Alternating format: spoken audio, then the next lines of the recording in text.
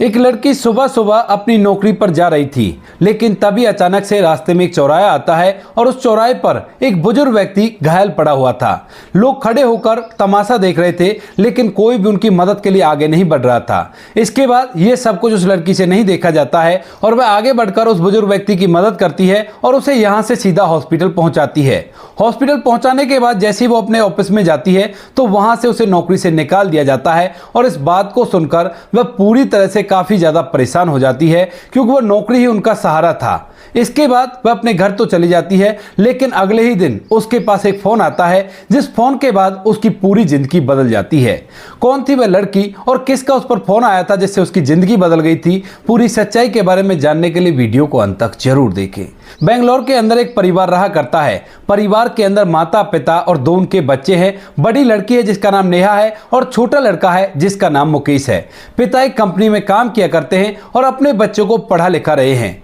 बेटी पढ़ लिख कर इस योग्य हो गई है कि वह कहीं पर भी नौकरी लग सकती है और इसके बाद वह अपने लिए इधर उधर छोटी मोटी नौकरी ढूंढने लगती है ताकि उसके पिता को घर का खर्च चलाने में थोड़ी सी मदद मिल सके। लेकिन तभी इस परिवार के अंदर दुखों का पहाड़ टूट पड़ता है। यहाँ पर जो नेहा के पिता होते हैं वह एक हादसे में इस दुनिया को छोड़कर चले जाते हैं और उसके बाद परिवार की पूरी जिम्मेवारियां नेहा के कंधों पर आ गई थी, क्योंकि वह नौकरी लग चुकी थी। नेहा पूरे परिवार की जिम्मेवारी को संभालती है, अपने छोटे भाई की पढ़ाई लिखाई के लिए भी पैसे कमाती है और साथ में अपनी माँ की देखरेख भी किया करती है। धीरे धीरे कुछ दिन बीतते हैं और कुछ दिनों बाद माँ की तबीयत भी खराब रहने लगी है, लेकिन जैसे तैसे करके वो अपने परिवार का खर्च चला रही है उस नौकरी से जिस नौकरी को वो किया करती है। लेकिन नेहा के दिल में दयावास किया करती थी और वह इस नौकरी को करते हुए इतनी मुसीबतों से जूझते हुए भी लोगों की मदद करने पर विश्वास किया करती थी। धीरे धीरे समय बीत रहा था, कोई भी कैसी भी दिक्कत नहीं थी, लेकिन तभी एक दिन जब नेहा सुबह सुबह अपनी नौकरी पर जा रही थी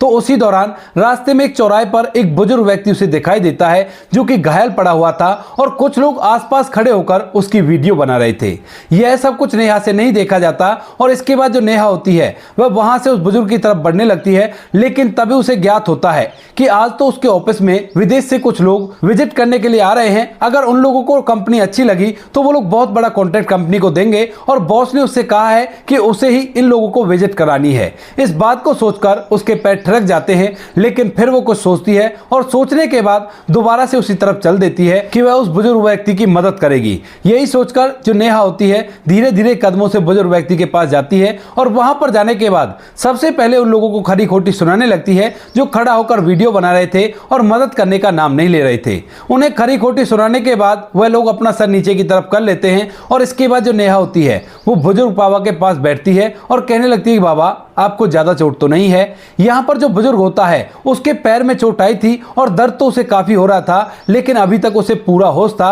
और वह कहता है कि नहीं बेटी ज्यादा चोट तो नहीं है, लेकिन लगता है मैं अब चल नहीं पाऊंगा। इस बात को सुनकर जो नेहा होती है वह उसे सहारा देती है, सहारा देकर खड़ा करती है और अपने कंधे पर उसके हाथ को टिकाकर अपने साथ लेकर उसे चलने लगती है। जब बुजुर्ग थोड़ा भी नहीं चल पाता है तो उसके बाद वह उसके लिए एक ऑटो रुकवाती है और ऑटो को एक हॉस्पिटल का कहकर उन्हें उस ऑटो में बैठा देती है। नेहा और वह बुजुर्ग व्यक्ति दोनों के दोनों ऑटो में बैठ गए थे और ऑटो एक हॉस्पिटल की तरफ चलने लगता है। धीरे धीरे लगभग 2 से 3 मिनट वह ऑटो चलता है, लेकिन तभी नेहा के फोन पर उसके बॉस का फोन आता है। बुजुर्ग व्यक्ति उसकी साइड में ही बैठा हुआ था तो उसे भी फोन की आवाज साफ साफ सुनाई दे रही थी। यहाँ पर जो नेहा होती है उसका बॉस उसे कहने लगता है कि नेहा कहाँ रह गई तुम्हें पता है ना आज विदेश से इन्वेस्टर आने वाले हैं, अगर उनकी विजिट में कोई दिक्कत आ गई तो फिर देख लेना तुम्हारे साथ क्या होता है। नेहा उनसे कहने लगती है कि सर मैं थोड़ी सी इमरजेंसी में फंस गई हूं और यहां पर काफी ज्यादा इमरजेंसी है, इसी वजह से मुझे थोड़ा लेट हो जाएगा। आप ऐसा करो किसी और से कहकर उनके विजिट करवा दो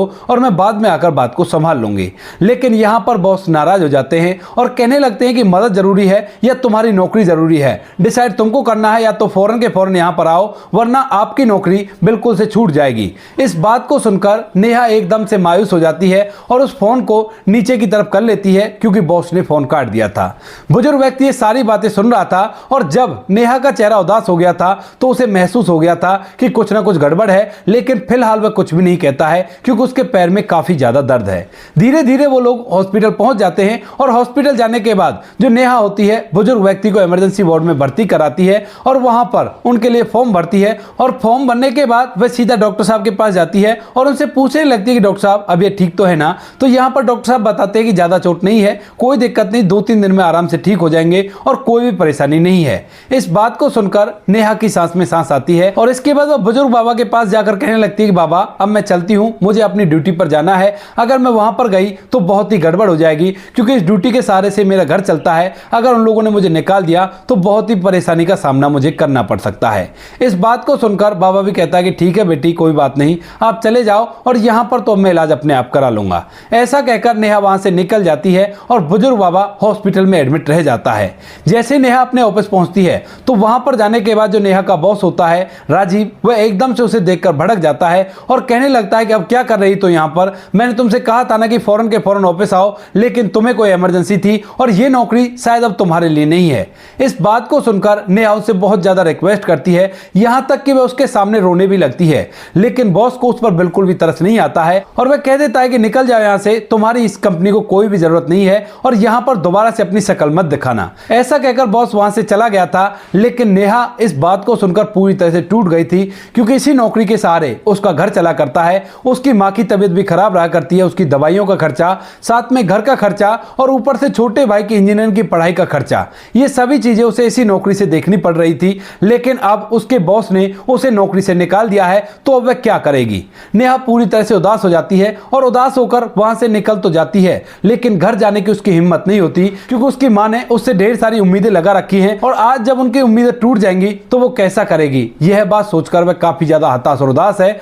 और इसी वजह से वह रास्ते में चलती चलती एक चाय की दुकान पर बैठ जाती है और वहां पर अपने लिए चाय मंगा लेती है। थोड़ी देर में चाय आ जाती है और चाय पीते पीते नेहा बहुत कुछ अपने घर परिवार के बारे में सोच रही थी और जब उसकी चाय खत्म हो जाती है तो वह फिर से वहां से चलने लगती है, लेकिन घर जाने की हिम्मत उसकी अब भी नहीं हो रही है। धीरे धीरे कुछ समय बीतता है और कुछ समय बाद जो नेहा होती है वो थक हार कर अपने घर पहुंच जाती है क्योंकि उसे पता है कि नौकरी तो उसके पास रही नहीं है, लेकिन मां से झूठ बोलकर वह पाप नहीं कमाना चाहती, तो इसी वजह से वह मां के पास पहुंच जाती है। अब जैसे ही नेहा की मां शारदा उसे घर के अंदर देखती है तो पूछने लगती है कि बेटी क्या हुआ, क्या तुम छुट्टी लेकर आई हो, कोई तबीयत खराब है क्या। तो इसके बाद जो नेहा होती है वो थोड़ी देर तक सोचती है, वह चाहती तो है कि वह उसे सच बता दे, लेकिन सच बताने की उसकी हिम्मत नहीं हो रही क्योंकि मां की ढेर सारी उम्मीदें उससे लगी हुई हैं। इसके बाद वह कहती है कि हाँ मां, कंपनी का 2-3 दिन ऑफ रहेगा और उसके बाद मैं दोबारा से नौकरी जाने लगूंगी। नेहा ने सोचा था कि ऐसा करती हूं कि 2-3 दिन के लिए मां से झूठ बोल देती हूं और तब तक मुझे कहीं और नौकरी मिल जाएगी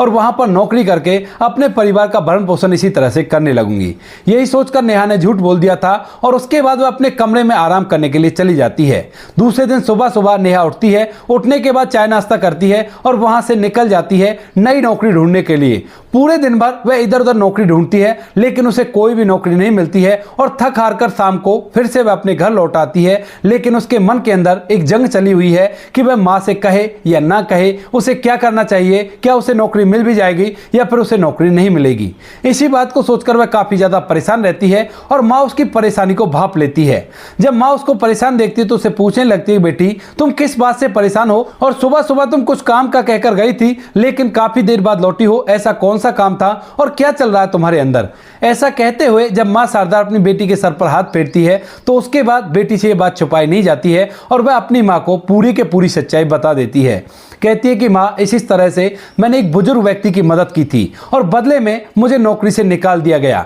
अब मैं क्या करूं और मुझे कहीं नौकरी भी मिलेगी या ना मिलेगी इस बारे में कुछ भी नहीं पता है। इस बात को सुनकर नेहा की मां शारदा को दुख तो बहुत होता है, लेकिन फिर भी वो अपनी बेटी को संभालती है और कहती है कि बेटी नौकरी ही तो है, एक गई तो दूसरी आ जाएगी, लेकिन तुमने जो कुछ भी किया है बड़ा ही अच्छा किया है और ऐसा ही तुम्हें करना चाहिए था, क्योंकि नौकरी भले ही चली जाए, अगर उस बुजुर्ग व्यक्ति को कुछ हो जाता तो बहुत ही गलत हो जाता। इस बात को कहकर माँ बेटी को सांत्वना तो दे देती है, लेकिन अब माँ को भी इस बात की टेंशन होने लगी है कि उनका घर कैसे चलेगा, क्योंकि पहले वो एक गांव में रहा करते थे, लेकिन जो नेहा के पिता होते हैं वह नौकरी लगने के बाद पूरे परिवार को यहीं पर ले आए थे और उन्होंने गांव वाली जमीन भी बेच दी थी इस घर को खरीदने के लिए। इसी वजह से अब उनके पास कोई भी सहारा नहीं है। अगर वो ये चाहें कि हम लोग गांव में चले जाएं तो भी उनका समय व्यतीत नहीं हो सकता। इसके बाद धीरे धीरे एक दिन और कंप्लीट हो जाता है और अगले दिन सुबह सुबह जो नेहा होती है अपनी माँ से कहकर जाने लगती है कि माँ, मैं नौकरी की तलाश में जा रही हूँ, शायद आज मुझे कोई अच्छी नौकरी मिल जाए, क्योंकि मैंने कई जगह पर बात की थी। ऐसा कहकर नेहा घर से निकलने ही वाली थी,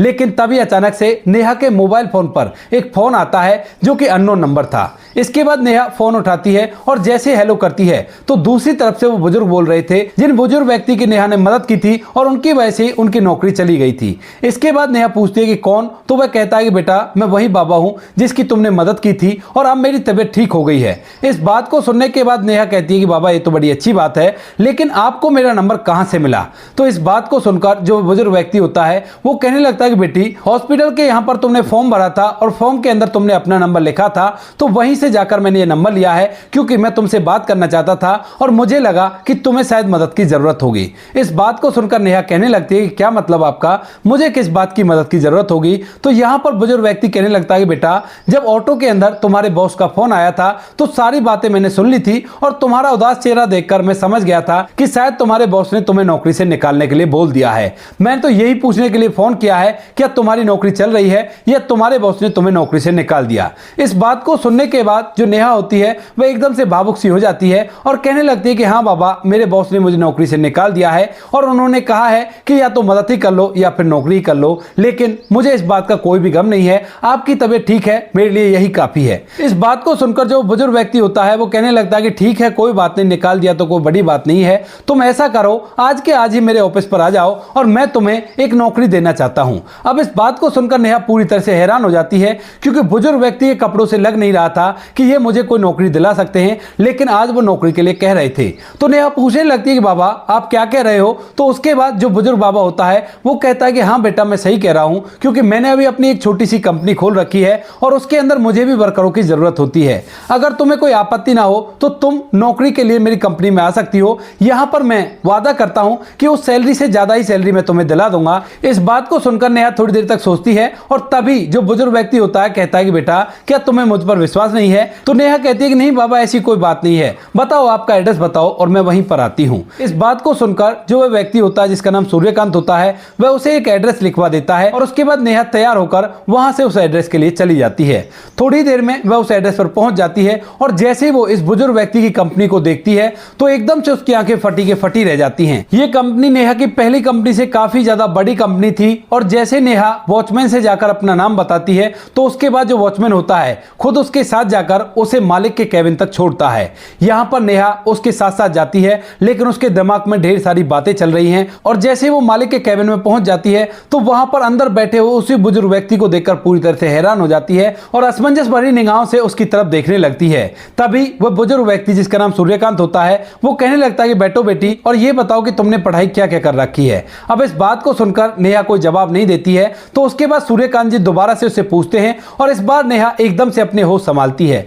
कहने लगती है कि बाबा ये सब तो बाद में हो जाएगा, पहले आप मुझे ये बताओ कि आप इतनी बड़ी कंपनी के मालिक हो और उसके बावजूद भी इतने साधारण कपड़ों में ऐसे ही पैदल पैदल घूम रहे थे, क्या कारण था इसका? तो उसके बाद जो बुजुर्ग व्यक्ति होता है वह उसकी तरफ देखकर मुस्कुराने लगता है। कहता है कि बेटी, हमें अपनी औकात को कभी नहीं भूलना चाहिए, क्योंकि कभी ना कभी मैं भी एक साधारण ही आदमी था और उसके बाद धीरे धीरे मेरी जिंदगी ने करवट ली और मैं इतना बड़ा आदमी बन गया। दरअसल मैं इस शहर के अंदर मजदूरी करने के लिए आया था अपने चाचा के साथ, लेकिन चाचा जिस काम पर मुझे मजदूरी के लिए लेकर आया था, जब वह कॉन्ट्रैक्ट पूरा हो जाता है तो उसके बाद वह कहने लगता है कि अब तुम वापस चले जाओ, लेकिन मैंने कहा कि नहीं, मैं वापस नहीं जाऊंगा, मैं यहीं पर ही अपने लिए कोई काम ढूंढूंगा। उसी दौरान इसी कंपनी के अंदर मैंने लेबर का काम चूज किया था, क्योंकि यहां पर वैकेंसी निकली थी और यहां पर उस दौरान मुझे 300 रुपए महीने का मिला करते थे। जब मुझे 300 रुपए महीने का मिला करते थे तो मेहनत और ईमानदारी से मैं अपना काम किया करता था और वहीं पर जो इस कंपनी का मालिक होता है उसकी नजर मुझ पर पड़ जाती है। कंपनी के मालिक की पत्नी थी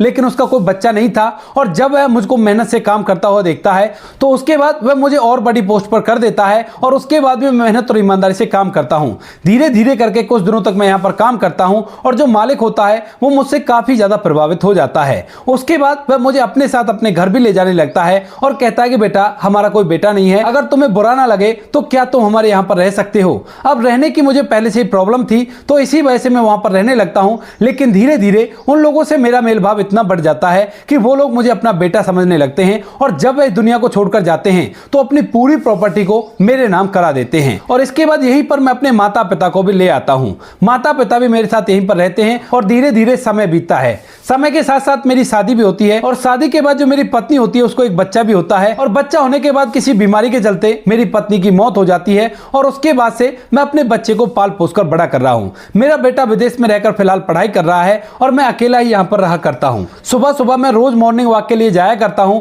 और वहां पर मुझे कुछ बुजुर्ग साथी मिला करते हैं, और मैं बिल्कुल भी उन्हें दिखावा नहीं करना चाहता कि मैं एक बहुत बड़ी कंपनी का मालिक हूं। इसी वजह से मैं साधारण कपड़ों में जाया करता हूं। उस दिन जिस दिन तुमने मेरी मदद की थी उस दिन मैं मॉर्निंग वॉक के बाद वापस लौट रहा था, लेकिन उसी दौरान एक बाइक सवार से मेरी टक्कर हो जाती है और उसके बाद मैं पूरी तरह से घायल हो जाता हूं। बाइक सवार तो भाग जाता है और वहां पर कुछ लोग भी इकट्ठा हो जाते हैं, लेकिन किसी ने भी मेरी मदद नहीं की, और उसके बाद तुमने मेरी मदद की, तो इसी वजह से इस नौकरी के हकदार पूरी तरह से तुम हो, और तुम्हें यहां पर वहां से कहीं ज्यादा सैलरी मिलेगी और यहीं पर तुम्हें काम करना है। इसके बाद जो नेहा होती है उसके पूरा मामला समझ में आ जाता है, और यहां पर वह अपने डॉक्यूमेंट सूर्यकांत जी को दिखाने लगती है। सूर्यकांत जी उसके डॉक्यूमेंट को देखते हैं और देखने के बाद कह देते हैं कि बेटी, डॉक्यूमेंट तो केवल फॉर्मेलिटी है, लेकिन तुम्हारा व्यवहार मुझे बड़ा ही अच्छा लगा, और तुम जैसी एम्प्लॉय अगर मेरी कंपनी के अंदर काम करेगी तो बहुत ही अच्छा रहेगा। और इसके बाद जो यहां पर नेहा होती है वह वहां पर रहकर काम करने लगती है। नेहा बड़ी मेहनत और ईमानदारी से काम करती है, और उसकी मेहनत और लगन की वजह से यह कंपनी कुछ ही दिनों में बहुत ही ज्यादा प्रॉफिट जनरेट कर लेती है। और यहां पर सूर्यकांत जी ने भी नेहा को ढेर सारे पैसे बढ़ाकर दिए थे, जिन पैसों से अब नेहा का घर अच्छी तरह से चल जाता है। साथ साथ कुछ पैसे भी वो एकत्रित कर लेती है, और धीरे धीरे यहां पर काम करते हुए उसे 2 साल बीत जाते हैं। 2 साल बाद सूर्यकांत जी का जो बेटा होता है, जो कि विदेश में रहकर काम कर रहा था, वह वहां से वापस लौट आता है, और इसके बाद वह अपने पिता को छुट्टी देता है, और छुट्टी देने के बाद खुद उस कंपनी में काम करने के लिए जाने लगता है। लेकिन पहले ही दिन जैसे सूर्यकांत जी का बेटा राहुल उस कंपनी में जाता है तो वहां पर उसकी नजर नेहा पर पड़ती है, और नेहा को देखने के बाद एकदम से वो पहली नजर में उससे प्यार कर बैठा है। इसके बाद वह बार बार उसे अपने केबिन में बुलाया करता और उससे कंपनी के बारे में जानकारी लिया करता, लेकिन उसने कभी भी उससे नहीं कहा था कि वह उससे प्यार कर बैठा है। धीरे धीरे समय बीतता है, और जैसे राहुल को कंपनी आते हुए 2 महीने बीतते हैं तो 2 महीने बाद एक दिन वो घर पर इस बात को लेकर काफी ज्यादा परेशान था, और जो पिता होता है वह भी उसकी इस बात को नोटिस कर रहा था। तो वह पूछने लगता है कि बेटा, तुम किस बात को लेकर परेशान हो। तो यहां पर राहुल पहले तो बातें बनाता है,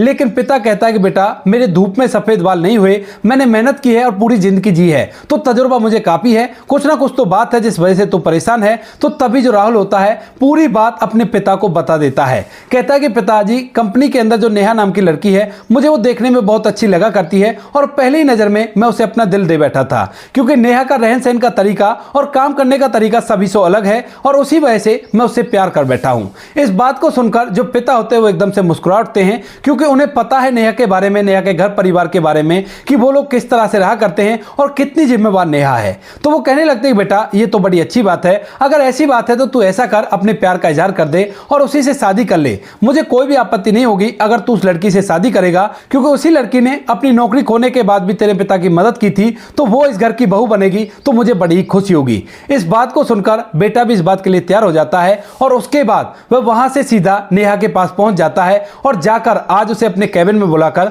उससे अपने प्यार का इजहार कर देता है। जब नेहा इस बात को सुनती है तो कहने लगती है कि सर, आप ये क्या कह रहे हो, आप एक बहुत बड़ी कंपनी के मालिक हो और मैं एक मामूली से एम्प्लॉय हूं। लेकिन तभी जो राहुल होता है वो कहने लगता है कि नेहा, मुझे इन सब चीजों के बारे में नहीं पता, मैंने जब तुम्हें पहली बार देखा था तो पहली बार में तुम्हें पसंद कर लिया था, और उसके बाद बार बार ये प्यार और भी ज्यादा गहरा होता गया, और अब मुझसे सहन नहीं होता, और मैं तुम्हारे साथ ही अपनी जिंदगी को व्यतीत करना चाहता हूं। इसके बाद नेहा थोड़ी देर तक सोचती है, लेकिन तभी राहुल कहता है कि देखो नेहा, इसमें सोचने की कोई भी बात नहीं है, मैं तुमसे प्यार करता हूं, और अगर तुम भी मुझसे प्यार करती हो तो बेशक से हम दोनों एक दूसरे के साथ अपना जीवन व्यतीत कर सकते हैं। इसके बाद नेहा कहती है कि ठीक है सर, पहले मैं अपने माता पिता से पूछ लेती हूं, और आप भी अपने घर वालों से बात कर लो। लेकिन तभी राहुल कहता है कि मेरे पिता तो राजी हैं, आप केवल अपने घर वालों से बात करो और मुझे बता देना। इसके बाद नेहा अपने घर जाती है, और घर घर जाने के बाद जब अपनी माँ को ये बात बताती है तो माँ भी इस बात के लिए एग्री हो जाती है, कहती है कोई बात नहीं बेटी, जब वो लड़का तुमसे प्यार किया करता है और अच्छा इंसान देखने में लग रहा है तो बेशक से तुम उससे शादी कर लो। दोनों परिवारों की रजामंदी से दोनों बच्चों की शादी हो जाती है और शादी होने के बाद जो नेहा है वह दुल्हन बनकर राहुल के घर में पहुंच जाती है। वहां पर जाने के बाद वह अच्छी तरह से घर को संभालती है और इधर जो नेहा का भाई होता है वह उसी कंपनी में नौकरी लग जाता है जिसमें नेहा काम किया करती थी और अच्छे से उसे सैलरी मिला करती है।